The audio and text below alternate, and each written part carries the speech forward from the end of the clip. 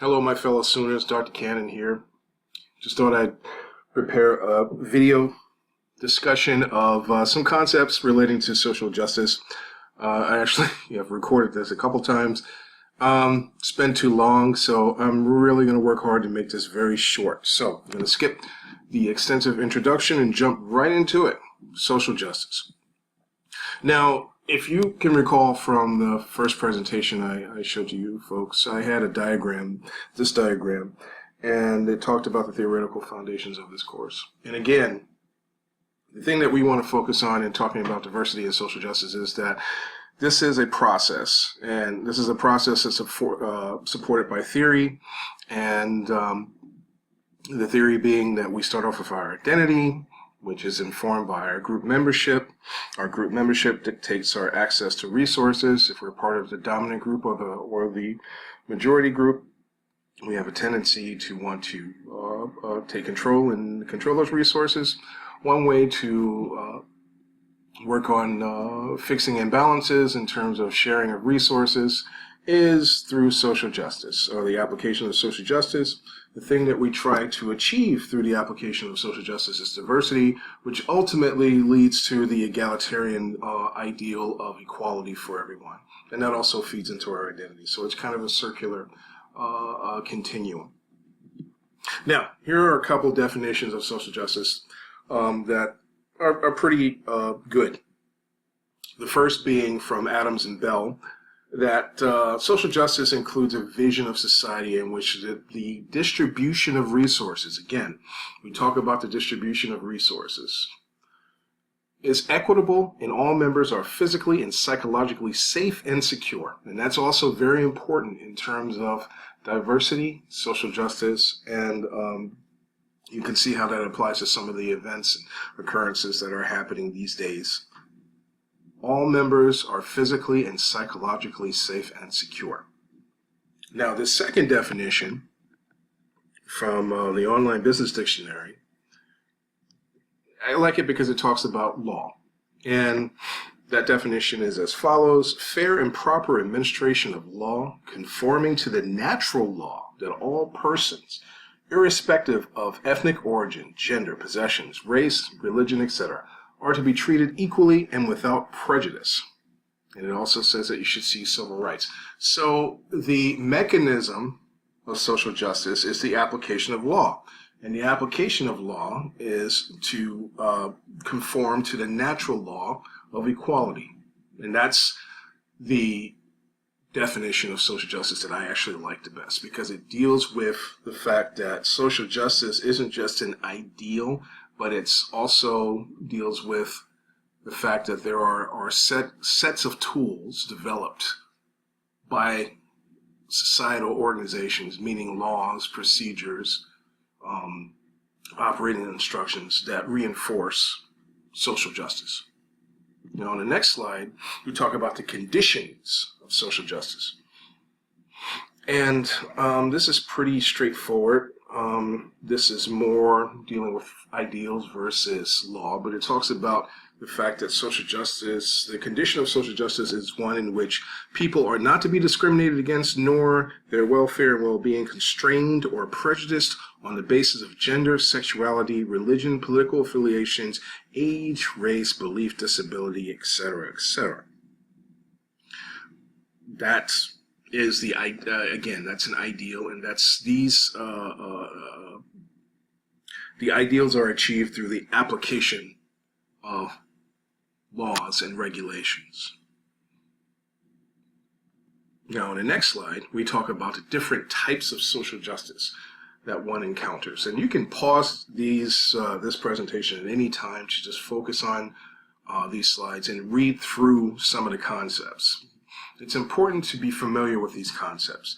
Now, there's distributive justice, pardon me for my pronunciation, which deals with assigning rewards and burdens from a common source. Now, if we have a state of social justice where there's equality, then rewards and burdens are equally distributed amongst the population. Now, again, that's an ideal that's never going to be completely achieved, but it is an ideal state.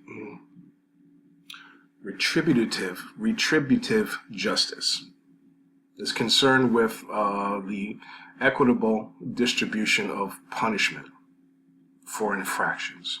What we're looking for there is that everyone is treated equally under the law, just like our laws state that everyone is. There is research, you can look at the body of literature that states that this isn't necessarily the case. And it's not always about dominant groups or in groups that are the beneficiaries of unequal distribution of punishment or infractions. In fact, there's body of evidence that might support that. For instance, women, who are traditionally considered a subordinate group, at least in American society and in most societies across the world, they are a protected group according to our laws, especially in terms of affirmative action, do receive less punitive sentences when one takes into account equal crimes committed by men or women. You'll see a lot of instances where a woman, especially if it's something capital or extremely heinous like murder, might receive a lesser sentence than a man. So that's an indication of retributive justice not being meted out equally. Compensatory, and of course all the other examples that we can just name off the top of our head, the unequal sentencing and drugs crimes, the extremely biased sentencing of African Americans when it comes to capital crimes, etc., etc. The third type of social justice that we're going to talk about is compensatory justice. Compensatory justice is concerned with restoring persons what they lost when harmed by a second party. Essentially, we're talking about protections under the law.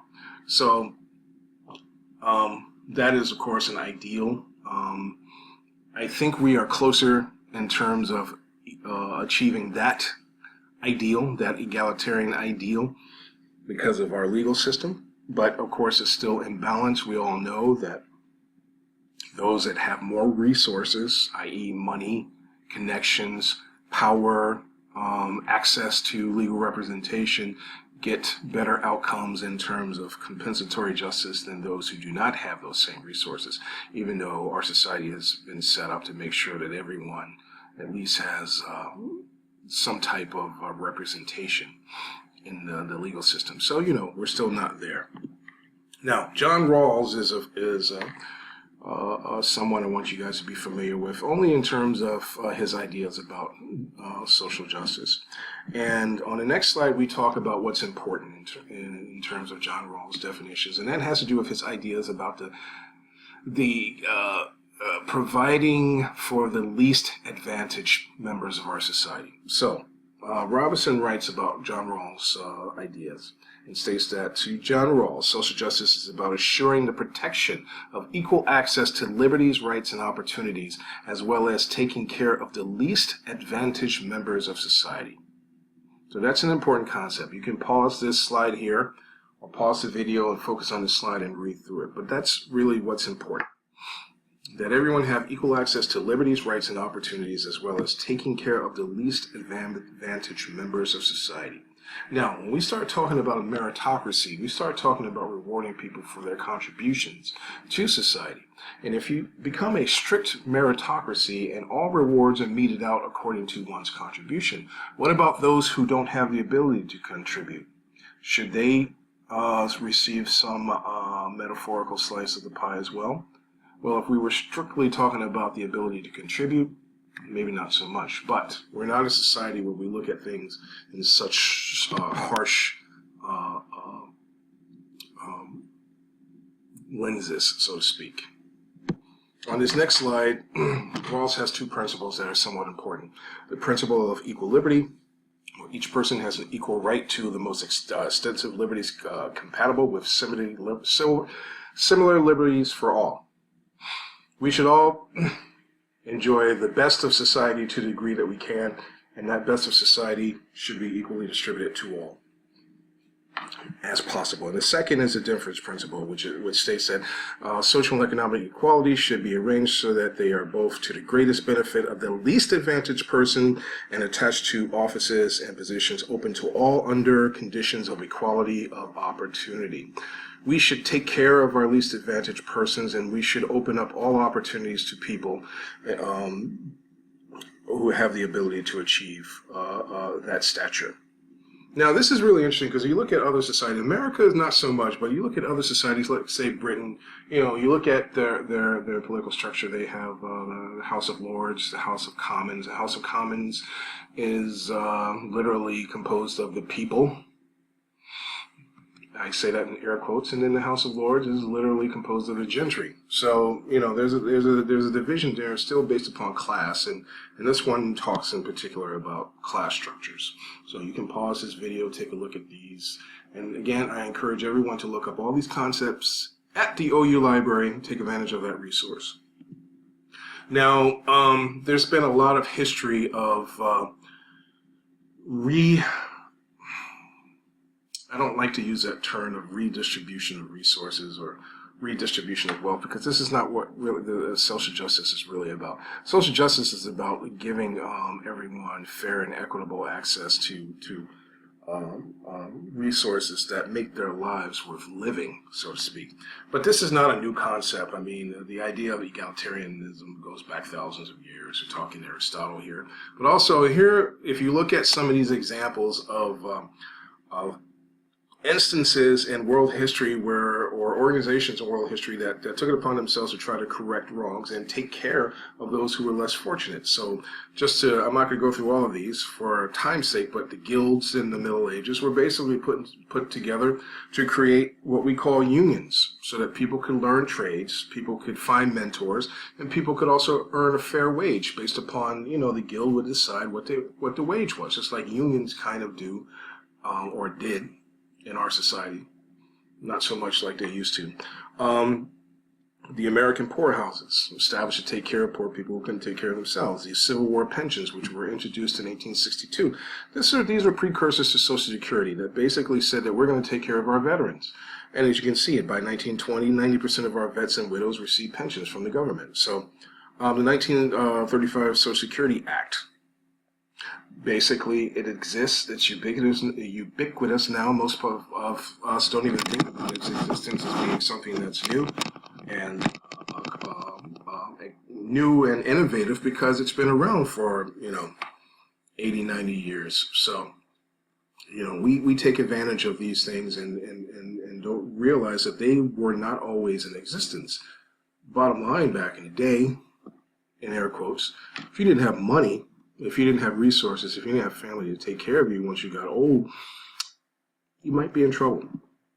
So another example of the government deciding to provide for the least advantaged people was with the creation of the 1934 Rural Electrification Act, which allowed farmers to create cooperatives that built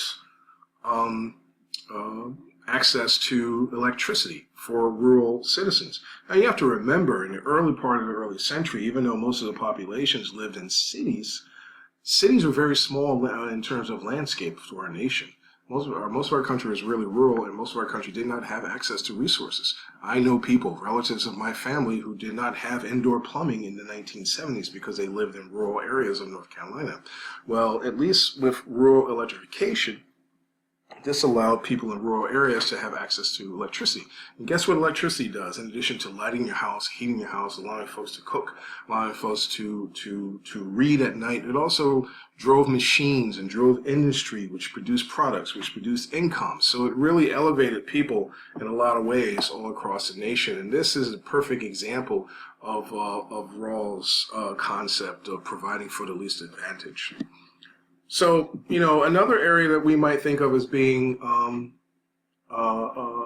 area in which social justice principles should apply, meaning that we need to implement laws that ensure the provisions for the least advantage of all people. An example of distributive justice is in healthcare. We need to make sure that we provide healthcare for all citizens in some way, at least conceptually. And there's a lot of people that are resistant to that idea because a lot of people think that healthcare, like many other industries, should be privatized because it would be more efficient than what the government does. Well, there's a reason why we created Medicare. There's a reason why a lot of people use Medicare. And you can pause this video, as I mentioned several times, and read through some of these quotes from Beauchamp. And this was written way back in 1976. And you can see a lot of the ideas expressed in this slide have not necessarily been completely enacted in our society today.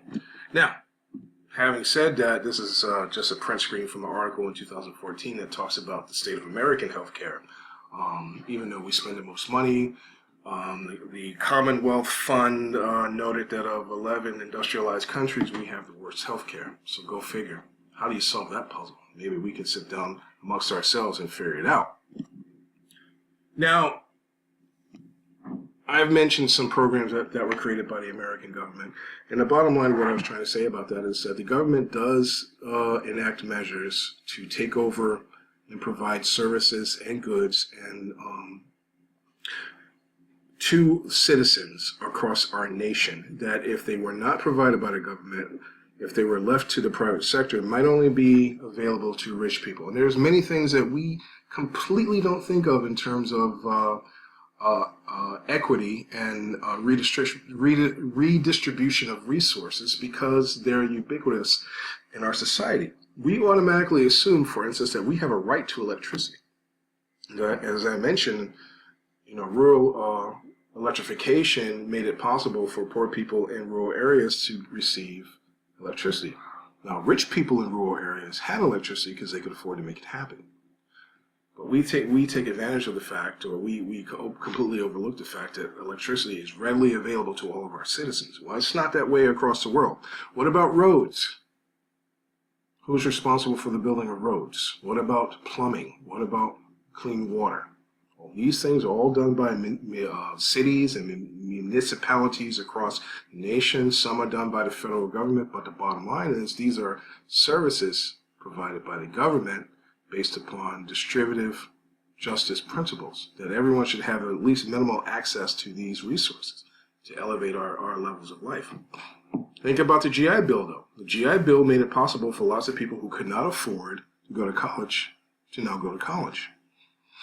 Prior to the Second World War, principally the people that went to college were people that had resources. College was much more elitist prior to World War II. After World War II, when people started coming back, after the creation of the GI Bill, lots and lots of middle-class people got a chance to go to college and also to get vocational skills. And that actually really contributed to the building of our middle class. But think about that. I'm interested in hearing what you guys all have to say about the GI Bill being an example of distributive justice. Now, Freeman Dyson is, professor at Princeton. He's got some interesting ideas. You can read through that. If you take a look, pause the video, take a look at the URL for this article. It talks about how he feels technology is going to influence society and basically social justice as meted out across the world. Basically, his point of view is that technology like solar energy, genetic manipulation engineering, and the internet are going to revolutionize the world by making these products available and the byproducts of these products available to people across the planet. So, solar energy, cheap energy, you make electricity available to many people in the world who don't have it. Genetic engineering, you can modify plants to grow more heartily, produce medicines, produce foods, make all these things cheaper. The internet, redistribute information where it's not hoarded by people who only have access to computers. Now, well, if we make computers and internet access possible for everyone across the world, we can literally revolutionize the distribution of knowledge across the world. So these are interesting concepts in terms of social justice. Now, in terms of organizations, and this is the last one I think I'm going to read because I'm about at 20 minutes, a little bit less than 20 minutes. The term organizational justice was coined by Greenberg and is defined as an individual's perception of and reactions to fairness in an organization.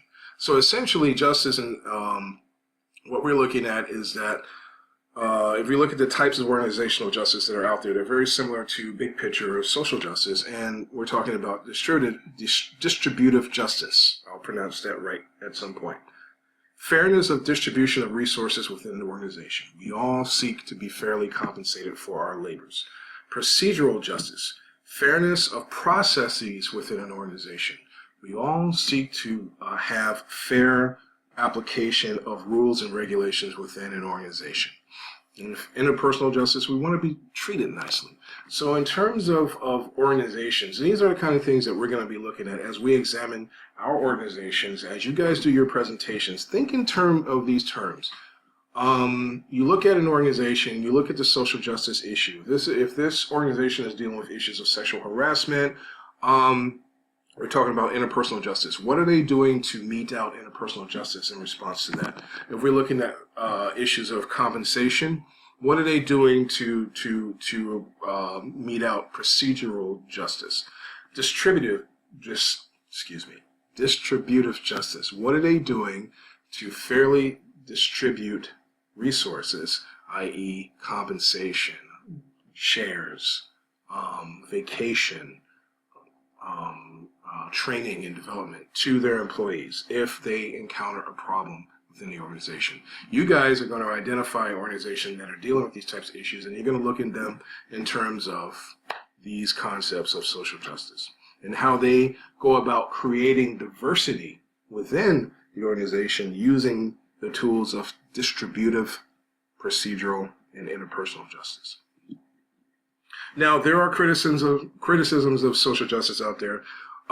Anytime you get a government involved, anytime you get an organization involved with concepts of diversity, the very lazy thing to do is to use those concepts to just do the bare minimum, to create environments where quotas are established, but without actually trying to change the organization, to create an environment where social justice is used as a tool to influence behavior in a negative way, meaning that people just use it to manipulate the system to their advantage. Lots of organizations, lots of governments go that way. And Rose talks about how social justice can be abused. And in this statement, he talks about social justice advocates view. He disagrees with the concept of social justice in general based upon some of those reasons, even though we all know that this should not be applied in some blanket manner. But what Rose says is that social justice advocates view inequality of outcomes as sufficient evidence of injustice because they have a very narrow and foolish view of equality that we naturally find plausible because of our small group moral sensibilities and our hardwired proclivity to be envious. In short, social justice theory implicitly focuses on the equal division of output without accounting for input. Think about that now. If you live in a society where you're all working on your master's degrees, you're all working to get that good job, that promotion to 06, that promotion to E9, that promotion to GS12. You put all this work in and someone else reaps the rewards of your labor without actually putting in the same amount of work. We have the situation in Germany, for instance, where there are migrants who have come to the country, not just in this recent wave, but older waves, where after the wall came down, there were migrants from Eastern Europe who proved, air quotes, German ancestry, and even though they did not contribute to the pension system, they received, if they were of age, full pensions based upon their ancestry. That is what we might see as being an abusive system. But according to Rose, this is what people who believe in social justice aspire to in some way, to take away from people who have earned and to give those resources from the people who have earned them to other people who have not worked as hard. A lot of people who are opposed things like affirmative action, social justice, basically based upon this type of principle that those who have accomplished should keep what they accomplished, and those who have not accomplished should get what they deserve, so to speak. Another criticism, this book is really interesting. It's really written from a Catholic perspective on social justice, and I'll just read this one quote here that says that social justice, according to Novak and Adams, and this is a new book and you can get it at Amazon, is a term that can be used as an all-purpose justification for any progressive, i.e. liberal, sounding government program or newly discovered or invented right, a new right, a right to have access to other people's resources. The term survives because it benefits its champions, the people who advocate for social justice. It brands opponents as supporters of social injustice. So if you don't believe in the redistribution of resources so that everyone can have equal access to health care, for instance, then the people who advocate for social justice might brand you a supporter of injustice. It brands opponents as supporters of social injustice and so as enemies of humankind without the trouble of making an argument or considering their views. As an ideological marker, social justice, end quotes, works best when it is not too sharply defined. That's an interesting quote, and it's an interesting perspective on social justice in terms of its application, which relates to civil rights and affirmative action. Tools used to, I shouldn't use the metaphor, but I'm going to use it anyway, level the playing field in terms of access to resources. I'm not going to read the next quote. You can read it yourself. Please pause and read it, because it talks about how government programs eventually become ineffective. And they do, because oftentimes many programs that are supposed to be dedicated to social justice become bloated with bureaucracy and run by lazy people. Now, New York Times talked about some of the top social justice issues that occurred in 2015. I'm sure you're familiar with many of these. I won't read through this slide. And again, we get back to the theoretical foundations of this course. So we talked about the bottom of this continuum here, which is social justice. And in terms of this model, which is mine, I guess, social justice are the tools used to achieve a state of diversity within society and organizations. And once you reach full diversity, once all people are incorporated within the society, within the organization, then you get closer to the ideal, to the egalitarian ideal of equality for all. So social justice is really important. It's an important concept. It's a foundation of this class, and we're going to continually talk about it as it's applied to establishing diversity within organizations. So here's a listing of some concepts we talked about in this presentation. You're more than welcome, of course, to pause and take a look at these, jot these down, look them up, go to your OU library, check them out. I highly encourage you to do that. We're going to talk about that library in a different presentation. Here are some references to some of the articles I referenced in composing these slides. And that concludes this presentation. And I'm proud of the fact that it's a lot shorter than the one I originally recorded for this slideshow. So this is Dr. Cannon. Thank you for listening. Thank you for watching. And take care.